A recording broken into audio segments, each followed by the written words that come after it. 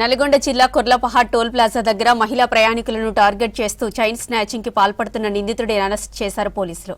Hyderabad Vijayawada national హైవేపై ఓ మహిళ మెడలో నుంచి 6 లక్షల విలువైన బంగారు గొలుసును లాక్కెళ్లాడు నిందితుడు మధుబాబు. కేసు నమోదు చేసుకున్న పోలీసులు నిందితుడు ఏపీకి చెందిన ఏలూరు వాసిగా గుర్తించారు. అతడి దగ్గర నుంచి ఖరీదైన బైక్, 40 గ్రాముల బంగారం స్వాధీనం చేసుకున్నారు.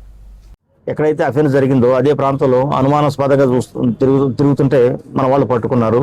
అతని మీద అనుమానం వచ్చి పోలీసుని తీసుకొచ్చి ఇంట్రాగేషన్ చేశారు. ఇంట్రాగేషన్ చేస్తే అతని వద్ద బంగారం దొరికింది. ఈ బంగారం సంబంధించి సరైన సమాధానం చెప్పలేకపోయాడు. దాన్ని విచారిస్తే తెలిసింది ఏంటంటే గత నెలలో 23వ తారీఖు మిడ్ నైట్ జరిగిన అఫెన్స్కు ఇతనికి సంబంధం ఉందని చెప్పి ఇతను ప్రతిరోజు కూడా విజయవాడ, హైదరాబాదు ప్రైవేట్ బస్సు డ్రైవర్గా పనిచేస్తాడు.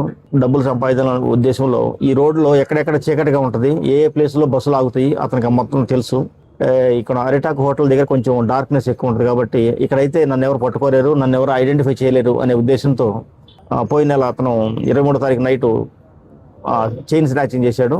ఈరోజు పట్టుకుంటే మరి ఇన్ని రోజులు ఆ చైన్ పెట్టుకోలేక దాన్ని వేరే చోట కరిగించాడు. ఈ రోజు ఇక్కడ అఫెన్స్ చేసి మళ్ళీ పోత హైదరాబాద్లో దాన్ని అమ్ముకుందాం అనే ఉద్దేశంతో ఇక్కడికి వచ్చినట్టుగా చెప్పాడు.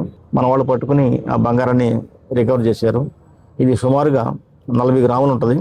6,50,000 వర్త్ అన్నమాట. ఓకే.